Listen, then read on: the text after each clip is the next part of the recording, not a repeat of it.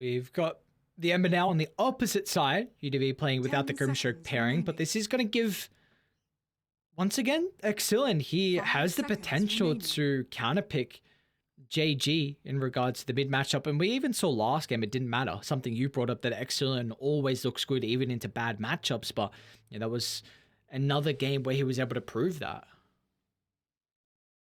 I'm just like, are UDV thinking that these are going to be solid picks for them, or are they just saying, look, we don't want RSG to have the Grimstroke Ember Mars again?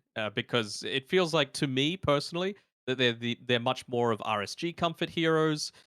Maybe they can look to go down the route of, well, the strat where we just do an insane amount of physical damage.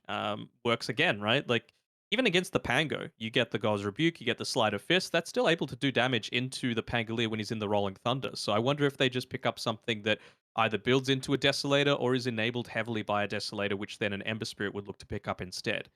Um, I was about to say Terrorblade, I wouldn't hate, but still perhaps a little bit early for that. I'm just intrigued that they picked the Ember at the 15th. I thought they were going to go for a Mm. support that could play, that doesn't really reveal too much of the UDV draft, and you could then get away with your 3 picks heading into the 18th and 24th, where you could have these big core picks to really outround the draft and set yourselves up for strong lanes. So there you go, the Medusa instead. Okay. Uh, hmm. I'm just thinking, like, what sort of mana burn is even left? 10 Like, seconds do you remaining. anti-mage on this pick?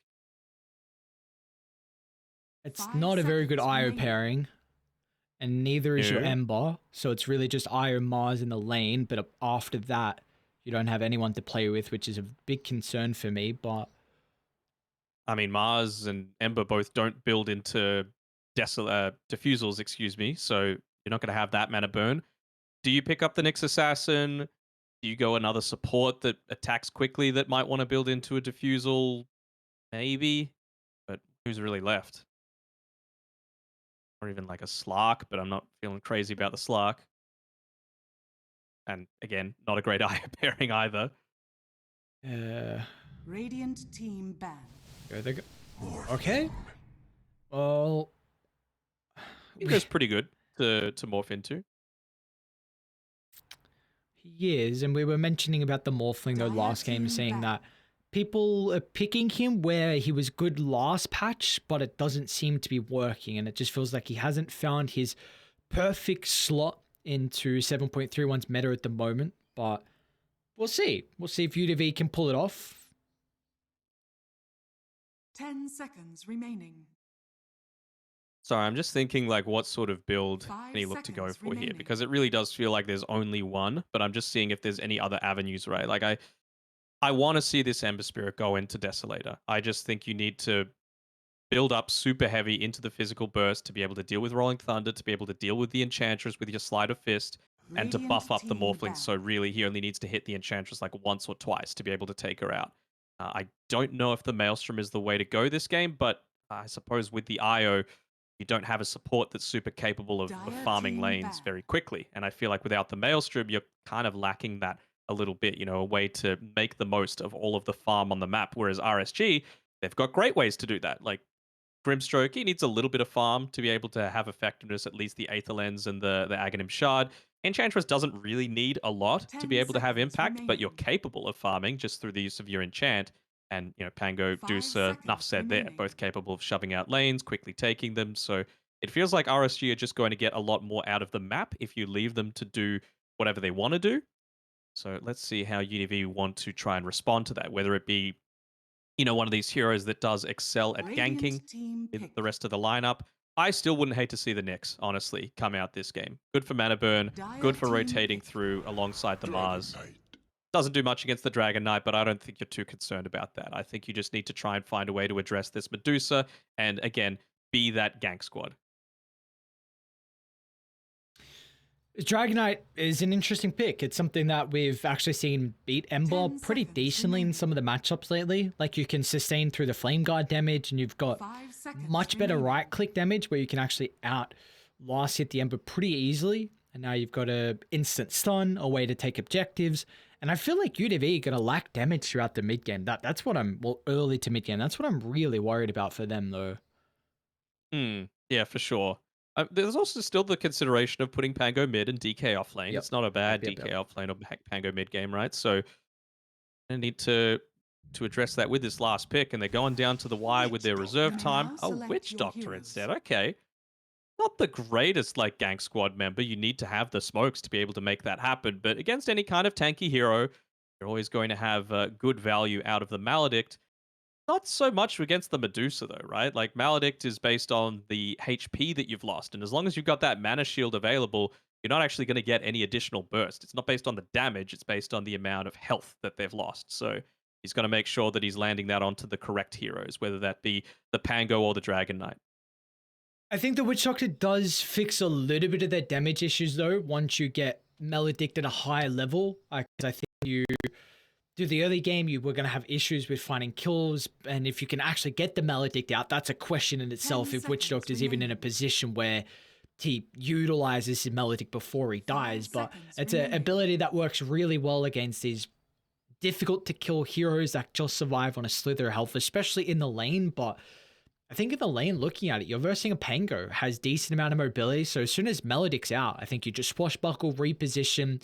You're going to take barely any damage. So I think the lane should be fine, but I'm just intrigued to see if the Witch Doctor can fix some of those early damage issues I thought they were going to have. And even just, I mean, like in the mid game, right?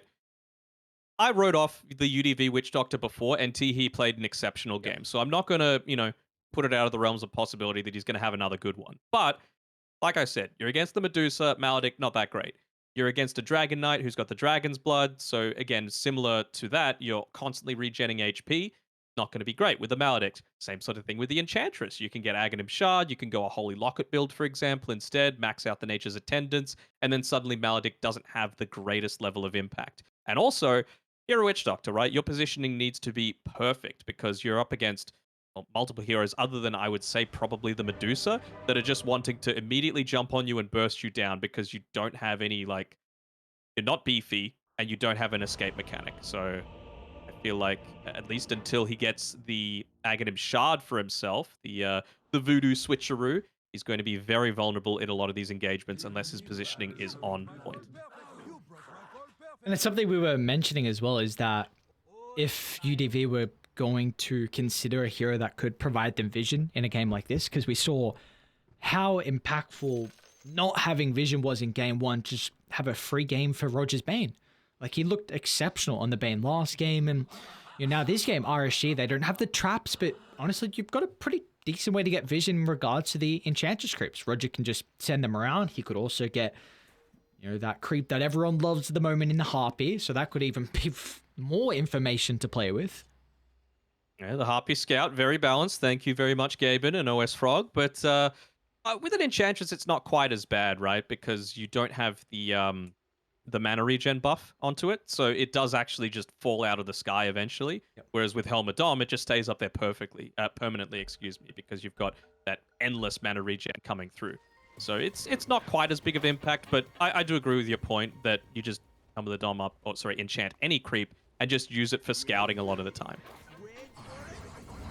Well, I'm still leaning towards RSG. I feel like with how survivable they're going to be. And I think Skadi on MKS is that huge timing I'm looking for. Probably Manta, Skadi.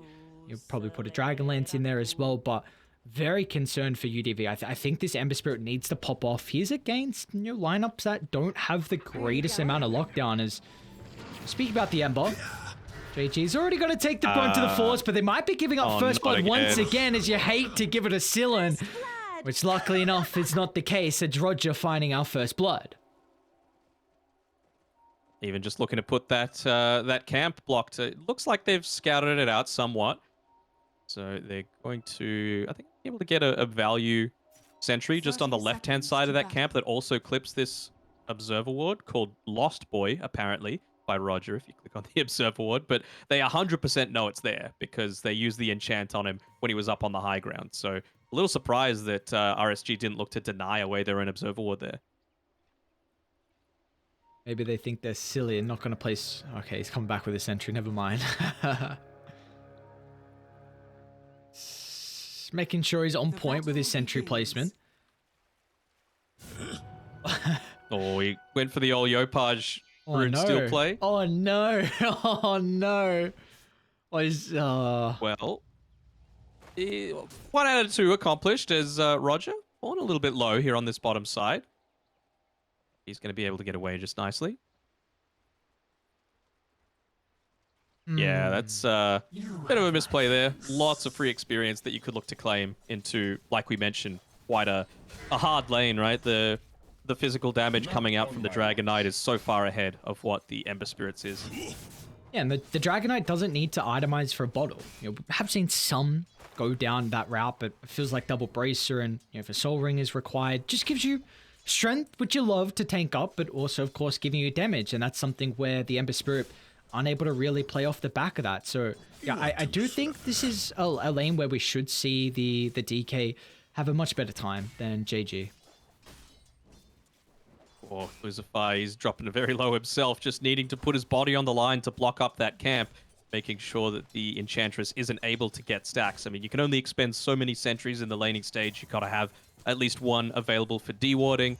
Roger, he's going to be able to see that this small camp's still blocked, so very easy for him to get off the deward there. And is this a combo with the Mars and Io that you're expecting them to prevent the Medusa from getting a lot of farm in the lane?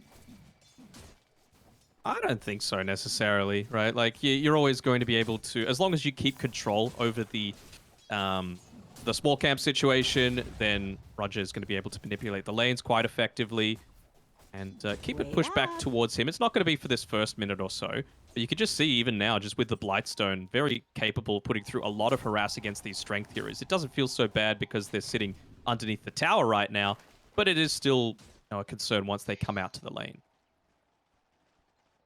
Back on mid, we're seeing JG already up to these Ember shenanigans that I've seen a little bit more lately. They're just trying to pull the creep wave behind the tier 1 tower and just have it so you don't have to match into the Dragon Knight, but Excellent's done a really nice job to be able to make these in front of the top power rune. He's brushing the lane again.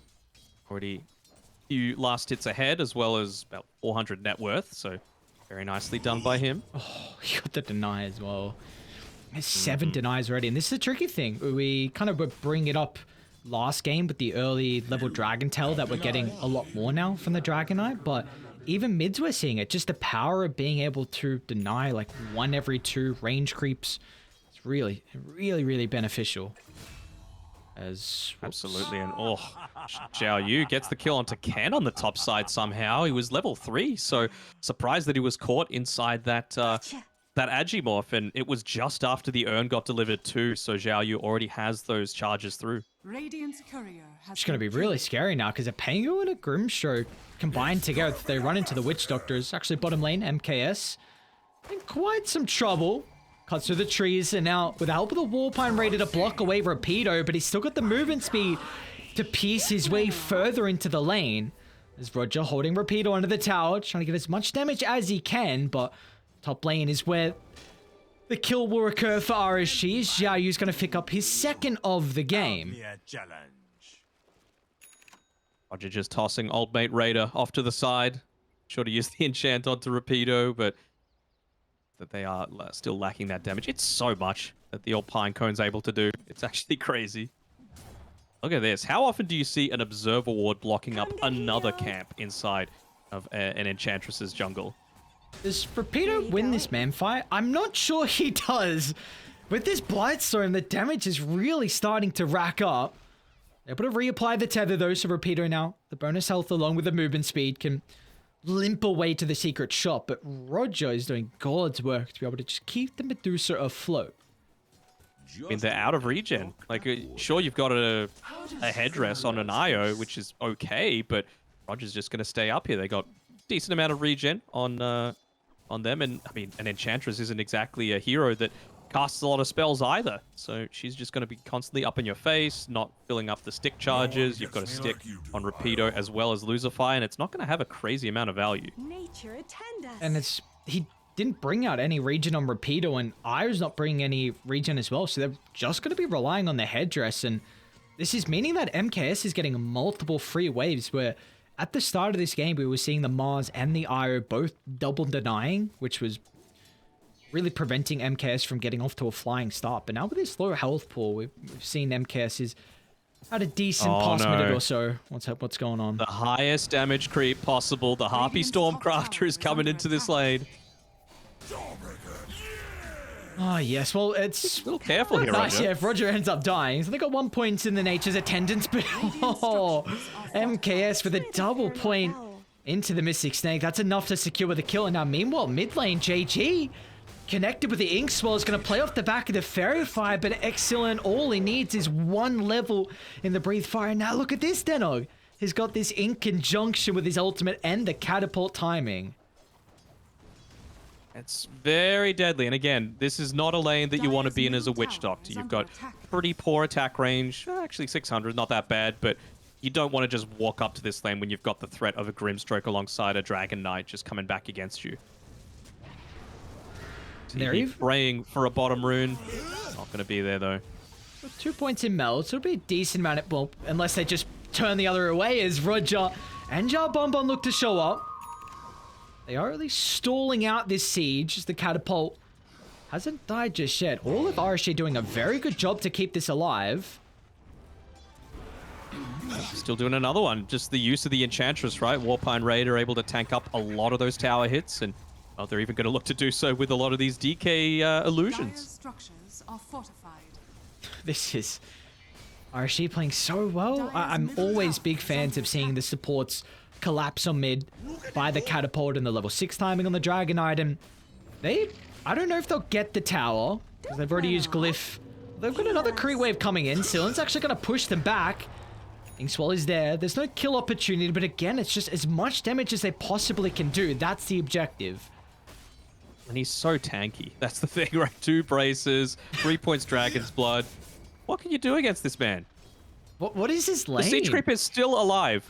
It's still alive. Finally, it's going to go down, but not before the tower is sitting at 330 HP. MKS, if he dies solo, that'd be a pretty big deal, but been able to spend a lot of this time solo down on this bottom side, which he's going to love, although Lucify rejoining him. Ooh. I'll take that. He TP'd back to the Not even T2 going all the tower. way back to base. Xiaoyu's bottom with level 6, but I don't think they get this Lacking kill. the damage. Guess what? Mid lane's gonna die though. Oh. He's going to go for the... Oh, Dire's middle tower he has tried. fallen. So with all this going on across the map, the 3v3 we had mid for the past 2 minutes, and looks like Ken's having a very good time though on the Morphling. Top of the net worth, and he's looking to work into a Soul Ring after the Morbid Mask. Don't ask me about it. I have no clue. I looked at it and it just gave this weird look, and I'm like, what the hell is this Soul Ring for? Are you watching? I guess maybe just considering that, look, I'm going to be going up against a Pangolier. He's not going first item Diffusal, but maybe feels like he needs the consistent mana source. Sure. I'm a big advocate for Soul Ring. I think this is a really strong item, just with, especially on strength On a heroes, Morphling? but I have been seeing it a little bit, not a crazy amount, but I'm advocating for the Soul Ring in general, not for the Morphling. I'm just going to say that I think the armor is really nice. I think the little bit of health it provides you is really nice. And just it means that you Radiant maybe are don't have to scanning. spend as much gold on Claritas as what you normally would have. We saw the Lena go. I know we're not seeing Lena too much throughout this meta, but 7.30 Lenas were getting a lot of Soul Rings, who's a strength hero in particular. Sorry, not a strength hero in particular that comes to mind. So I think it just goes to show that this item's really strong, and was actually kind of surprised it didn't get changed.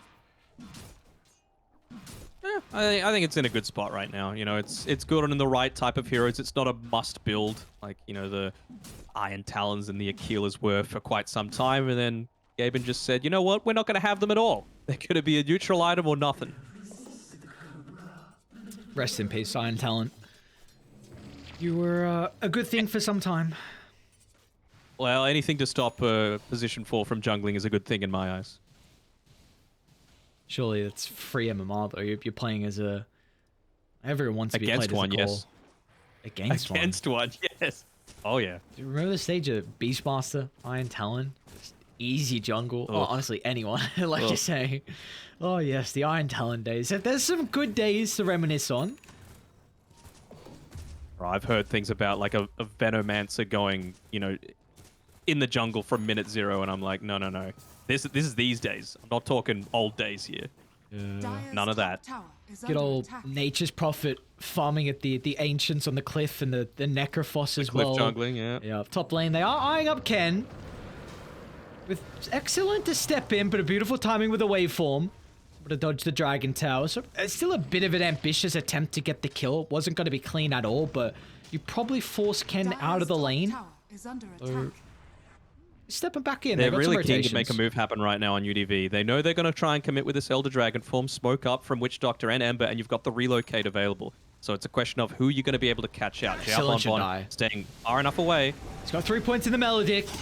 And I don't think Zhao Yu can really do anything to help Exilla, and so the kill into the Dragonite they get, but it does cost them every single hero from UDV to join them at this top side of the map.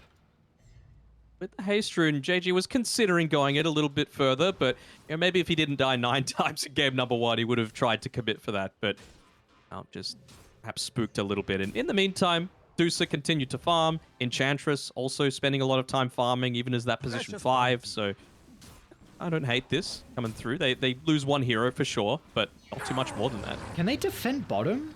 They don't have Rolling Thunder. I guess just a threat. I mean, Zhao Bonbon's already level 7, so the Stroke of Fate easily able to clear the Crete Wave.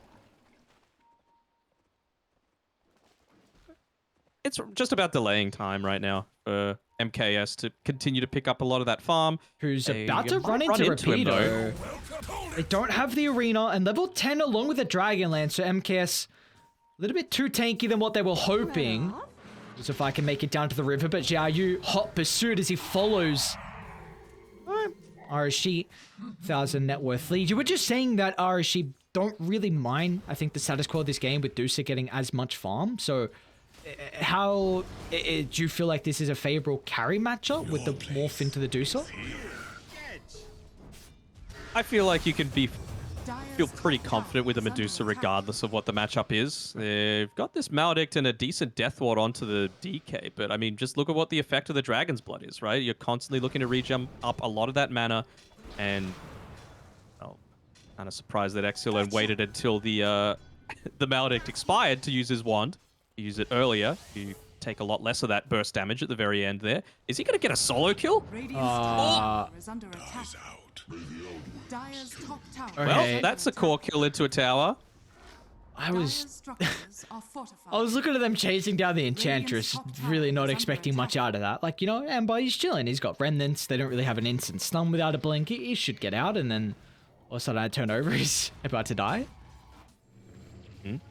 We saw Zhao Bonbon as well in the previous game get a lot of farm when he was playing that Grimstroke. He's looking to do a very similar sort of thing again. Oh my god, he's nearly got more net worth than an Ember Spirit. I didn't even realize. And, I mean, honestly, this game too, you've got Roger. He's playing an Enchantress, right? Being very greedy. As long as they're not going for these consistent pickoffs onto you, then you're free to just sit back and farm on multiple heroes. I talked about it in the super early stages of this draft. Lane. No Flame Guard.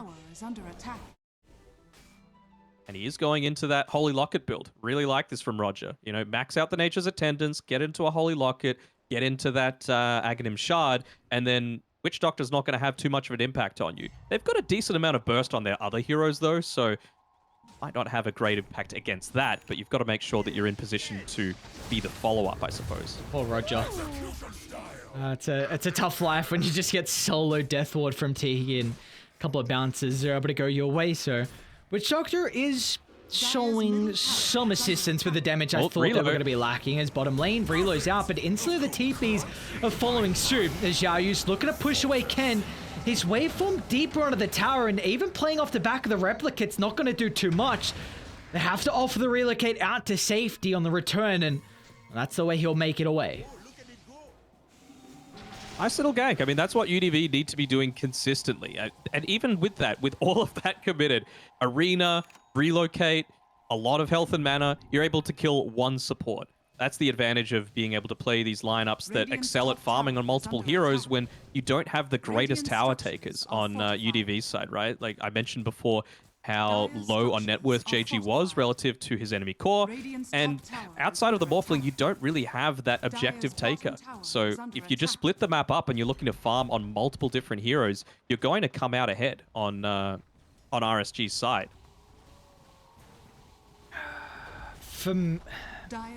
I feel like this is going to be a real good test to see how strong this Morphling hero is. If, like, where he suits best at 7.31. Because for me, I feel like they will have some difficulties dealing with the Morphling this game. You've got the Dragon Tail instant stun, maybe the roll up, but it has to be really on point where RSG have vision around. And I think Morphling can get to the stage where he's going to be super tanky, and he also has the ire to bail him out. And I think after they use all that, he should have some pretty free fights. So this is honestly just a test for me to see how well this Morphling does in a pretty good Morph game. Look how deep Xiao Yu is here. I mean, his courier is kind of going to give him away, though, so he has to be a bit careful. I don't know if he just jumped into the stun, but there's nothing Roger can really do. The Melodic should tick him out. And now Roger's stuck inside the arena. It's going to attempt the TP. The stun's all on cooldown. Oh, they were... You hate to see it. Only 1 point in the chains. Yeah, I mean, probably shouldn't have even died on the Pango, to be real. Like, his courier gave him away completely to deliver a clarity and a win lace, I think. So, it's a pretty decent death if, again, if it results in your tower going down. But for right now, doesn't look like Morphling is there quite Blink yet. reveal, they're onto the Ember, and with MKS standing nearby, he'll be able to offer the damage required to get rid of the Ember Spirit. Now they're on the Ball of Light. As Exilin gets the kill for that one, so 2 quick kills after they lost Xiao Yu. Amazing what you found laying around. Yeah, it's what I was saying, right? You cannot push these towers without the Morphling. They were able to take the top one because he had the IO backing him up. And you can see he's doing a very similar sort of thing in bot now.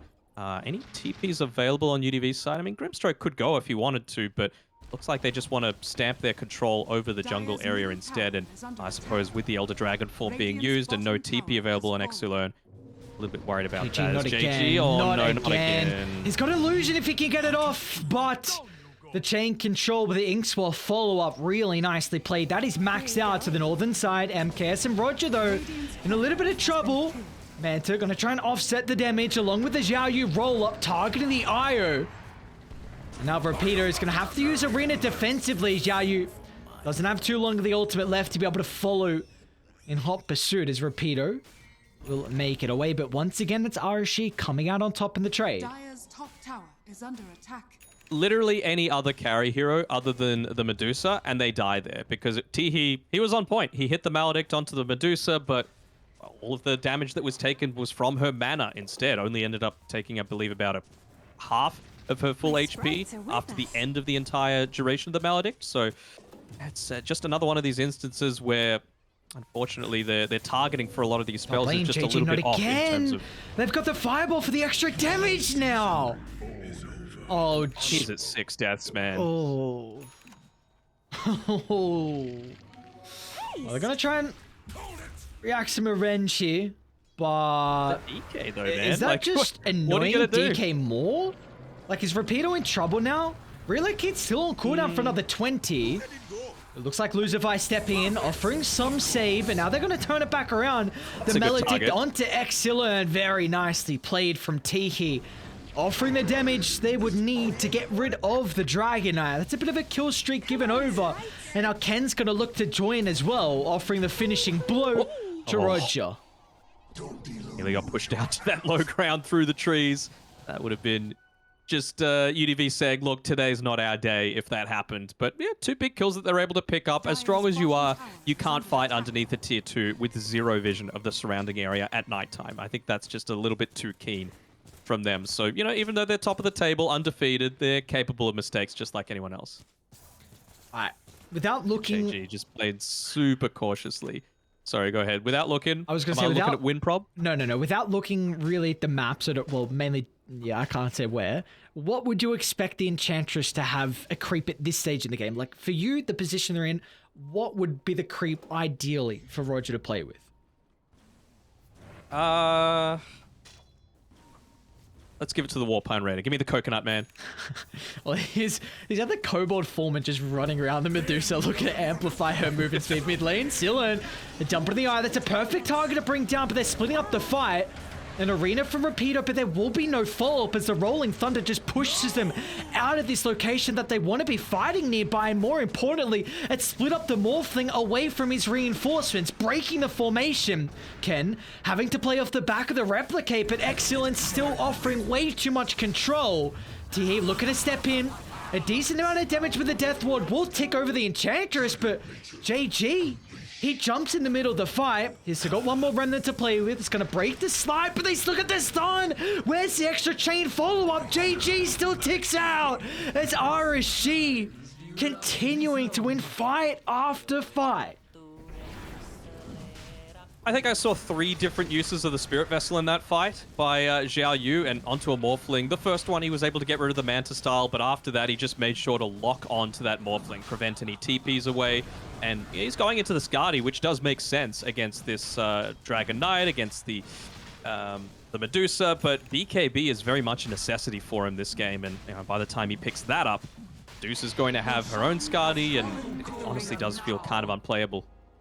It's also DK is going to have a BKB soon. So we've seen the only time Excellence really died has been off the back of the Maledict and a couple of heroes else being around him. So I think when BKB is completed, he will not die.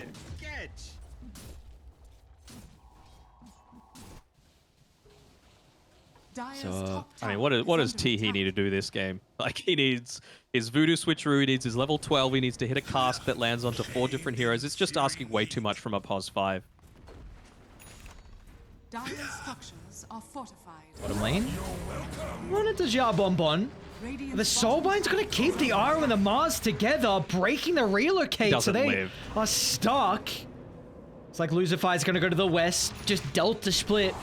And they put all their attention just tunnel visioning to try and kill off the Eye. So Repeater makes it away, but Danog... How the hell does Xiao Bonbon live? Well, that, and he also has an Aghanims. How the hell has he got an Aghanims at this stage of the game? First item, but again, if they don't come at you and you can farm and do whatever the hell you want, like, this is a game where if I knew how UDV were going to play, I'd be like, go Midas. Midas on 5 heroes. It's not going to be punished at all. Oh, hang on a second. Danog asking for Midas? Are we... Me talking about Midas, right? What's going on? You are a... For anyone that doesn't know, Danog is a serial hater, Midas hater. I'm a hater of anything that does nothing for a long period of time without significant payoff. Yeah, well, take some time to rack it up. Excellent's going to jump behind the tower, straight onto Teehee's location. And Xiao Bonbon will make sure he's in prime position to be able to kill still. That is... Well, they're thinking about going high ground. Oh, I'm ready to call it. Like, any time that you can make a rotation happen like that and get a kill while taking a tier 2 tower as well, it's just like, well, you know, what are we doing here? All right, well, they're going to look to try and speed it up into the buybacks. There's one out, but there will be no extra follow-up on the arena as Xiao Yu once again is perfect with the Rolling Thunder. They need the extra damage to get rid of the Morphling throughout the stun. Turn to stone, but it's going to be Lucifer that it can keep Ken alive, but he still ends up dropping. Oh, Radiant just on another mode in this series. 10,000 net worth lead, up the high ground they go, and I feel like they're going to continue with the unbeaten run. Might be ready to call it as well. This is just ridiculous fashion for RSG.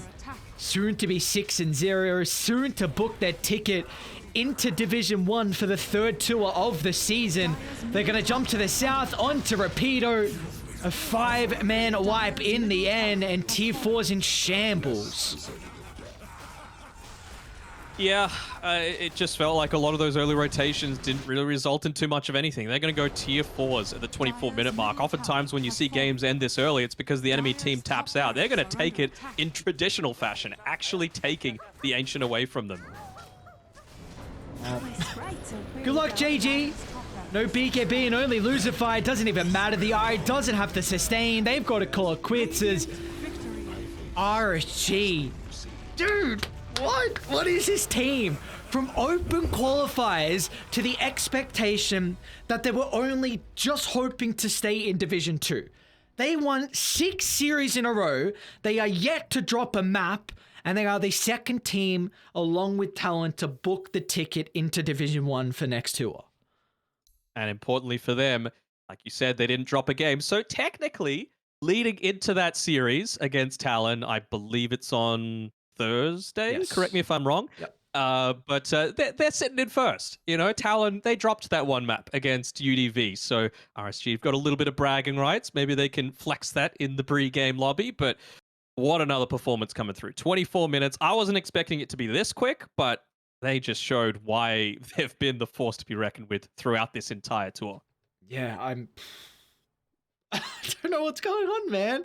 Like, this is a team as well that is not playing with their initial roster. No Seal. They got him off to a flying start. All of our interviews, we heard how vital Seal was to the team. You know, the main communicator, a lot of experience, and they were really relying on him. And now Roger steps in, and it felt like they haven't lost a pep in their step at all. They are just continuing in dominant run. And like you said, they're yet to drop a map, whereas Talent, they dropped the map versus UDV and RSG just 2-0'd them. So if this is saying something, then, because a lot of people would be like, yeah, Talent, probably the stronger team. RSG, really their main competitors were kind of Lilgun and I think TNC, but TNC, that was at the start, you know, before out of the Talent kind of topic. And well, we've seen what can happen with TNC. We've seen Lilgun, they just got shredded by RSG. So the props have to be given. An open qualified team starting 6-0 into Division 1. This is the ideal run. This is what Talon wanted in the last tour. Yeah, it didn't end up working out too well for them, but you know, all's well that ends well, at least for them. They're looking pretty solid right now, so I am hyped for that series. I believe we're waiting on some kind of interview, but while we wait for that, what series are we covering next, Aries, so that people can know what to hang around for? Okay, so next up we got Apes taking on Lilgun, and if Lilgun are able to beat Apes, then they will at least guarantee that they are not going to be in the relegation zone. So that's a bright spot for them, because for Apes at the moment, for UDV at the moment, they're going to drop to 1-5 now, which puts them in. I really feel like they're better than a 1-5 Okay. team. Maybe not based on that series, to be honest, but in general, I feel like their ceiling is not relegation worthy. Yeah, it's you'd probably put the same for TNC as well. I mean, they're 1-4 right now. We haven't seen much of Motivate. They're only 1-2. I know heading into it, you maybe expect that TNC. They've had some tough games though, but man, it just proves to show that still. I've always been saying, I know there will be no Division 3s, but I think really Southeast Asia is one of the regions with the biggest depth in pool overall and just talent, and it's kind of showing so far. The actually talk that we have is the fact that, you know, maybe TNC are in threat of relegation, you know, UDV, Apes, there's some star names on those teams. So, but that is what our next series is going to entail. Apes versus Lilgun. It's really, you're getting to the later stages here. We're up to week 5, only one more week left. So, you know, these teams really need to pull their socks up if they want to stay in Division 2.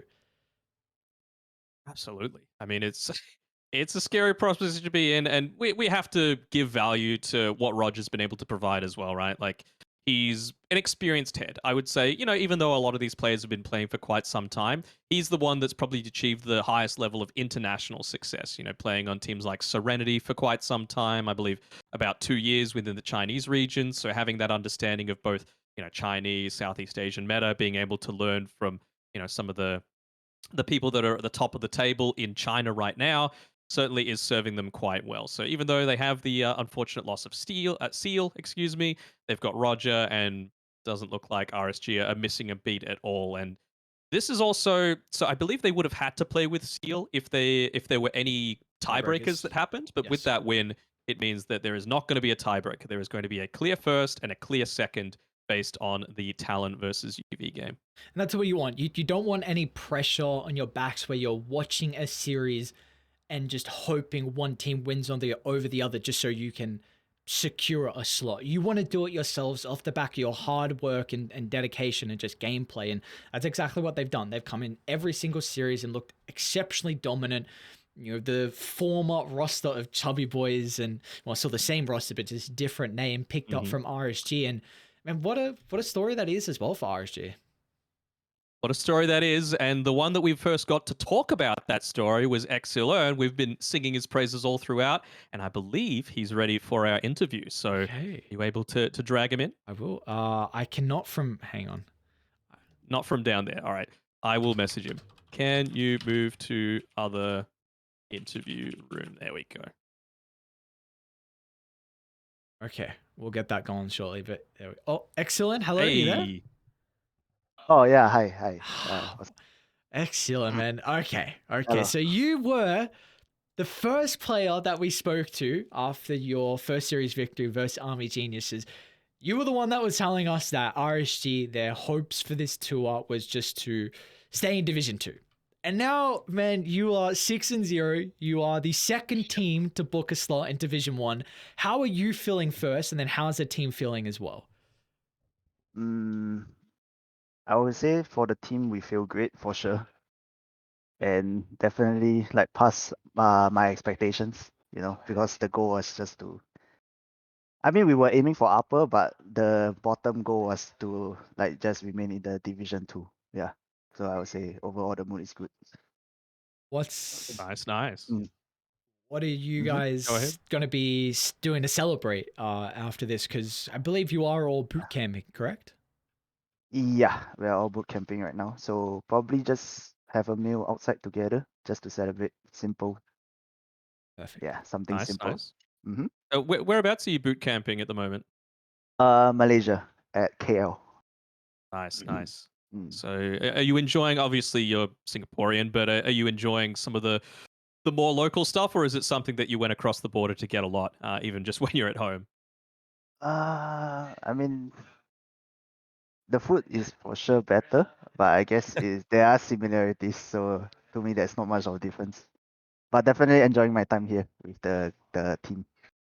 Absolutely. Outside of, team dinners, is there anything else that you guys do? I know Talon, for example, KP loves to bring over a bunch of different board games so that they can play that together. Do you guys do anything similar? I know like Execration, they play Bible, for example. What do you guys do? Ours is we play Valorant together. But yeah, we'll for sure like in the future we'll probably do some of those activities like sports and like probably like bonding, board games and stuff. We love our bonding. Mm. And then you've got one series left. So Yep. Div 1 secured, but Uh-huh. Talon is coming up next. So obviously this is the one that a lot of people have been looking forward to. What are your expectations coming into this? Have you been impressed by what Talon's been able to put forward, or are you guys still feeling quite confident that you'll be able to take that series? I think it was quite expected that Talon is gonna do so well, right? Because they have a really strong lineup, I feel. But for the next series, I guess our goal objective should be to win, even though we secured the upper division already. Yeah. We are going for the 7-0. Good. That's what we like to hear. Not just the 7-0, the 14-0 is what you want, because you haven't dropped a game, and Talon did drop a game against UDV. So some people might say that you are better than them already because of that. But we'll see. And last time we talked to you, you made sure to plug your stream, Exilern, but I noticed that you haven't really been streaming. I guess you've been focusing on, the DPC and a lot of that, but once the games against Talon are done, are we going to expect to see you back on Twitch and looking to stream a bit more? I'll definitely try to do more, but because of the like preparing for games and stuff and like screaming every day, so I was quite tired, so didn't stream much. No excuses. You got to stream for the community. No. We'll give you until Thursday. Once you're done with the Talent series, you get a few days, but then you got to stream. The fans want it, and they just got to go to Exilern to be able to follow you. Anywhere else or any other shout outs that you might have for anyone on your team or your fans or anything like that? Probably Bombi on YouTube. You can just search Oh. Bombi. Yeah. Hmm? He streams quite regularly as well, I feel. Oh, Sounds good. Yeah. Oh, Silan, thank you very much for the interview. Yeah. Congratulations Yeah, on moving to thank Division you. 1. It's a blast always casting you guys. Exciting to see your series versus Talon. Wishing you the best for that and also Division 1 next tour. All right, thanks for having me. Thank See you, you. mate. Bye bye. Bye, Silan. There we go. Danog. He's off to play Valorant right now. That's what they're doing. It's off to play some Valorant, eat some food, and celebrate because RSG, they will be the second team now, along with Talon, securing their slots into Division 1. And we're already at that stage, man. That's just, again, he was the first person we spoke to after their victory in Army Geniuses. That was game 1 as well, their first series, I should say, to kick off Spring Tour. And now we get to speak to him again. And you just hear the kind of the confidence in his voice. And we've been very impressed with Silan. He's looked exceptionally dominant. I think